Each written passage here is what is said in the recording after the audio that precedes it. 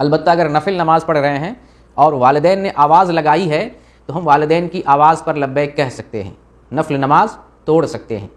اس کی دلیل صحیح بخاری کی حدیث، صحیح بخاری میں ایک واقعہ آتا ہے جریج کا واقعہ، 1206 نمبر کی حدیث ہے۔ جریج یہ بنی اسرائیل کے لوگوں میں سے ہیں، نماز پڑھ رہے تھے، والدہ نے آواز لگائی اے جریج، ان کو سنائی بھی دیا لیکن وہ کشمکش میں پڑ گئے، میں نماز توڑوں یا پھر والدہ کی بات سنوں، اللہ کی بندگی کروں یا والدہ کی بات سنوں۔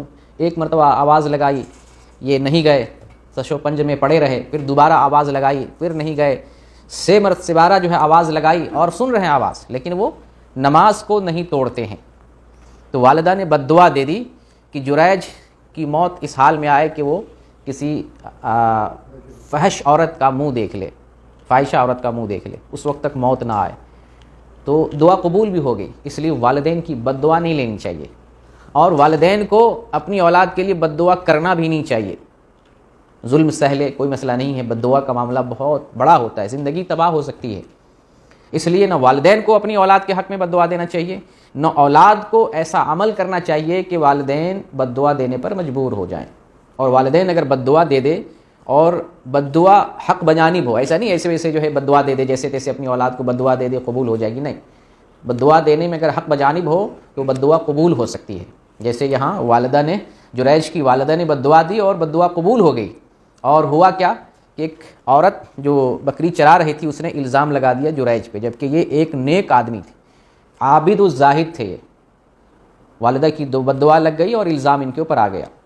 اور دیکھیں اللہ والوں کی اللہ مدد کرتا ہے، گھبرانا کبھی نہیں چاہیے۔ اللہ والے اگر ہوتے نیک ہوتے ہیں تو اللہ تعالیٰ بڑی مصیبت میں بھی نیک لوگوں کی مدد کرتا ہے، اور خاص طور سے جب بدنامی کا معاملہ ہوتا ہے نا تو آدمی بہت گھبرا جاتا ہے۔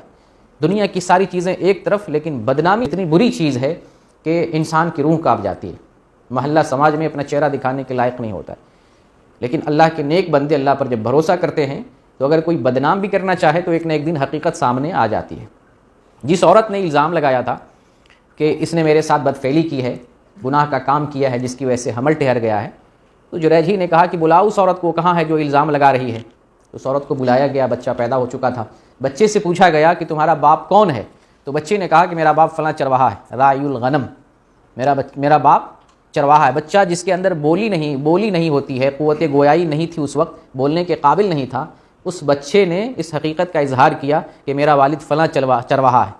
تو اس سے یہ بات ظاہر ہو گئی کہ ان کے اوپر جو الزام لگایا گیا جھوٹا الزام ہے، یہ بات سچ نہیں ہے۔ تو نیک لوگوں کی اللہ رب العالمین مدد کرتا ہے، اور اللہ تعالیٰ ایسی غیبی مدد کرتا ہے آدمی سوچ بھی نہیں سکتا ہے۔ وہ بچہ بولنے کے قابل نہیں تھا لیکن اللہ تعالیٰ نے بولنے کی طاقت دی اور اللہ رب العالمین نے مدد فرمائی ہے۔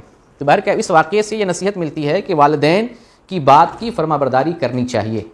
نفل نماز بھی توڑ سکتے ہیں، اس کا مطلب یہ ہے کہ ماں باپ کی بات کی بہت زیادہ اہمیت دینی چاہیے۔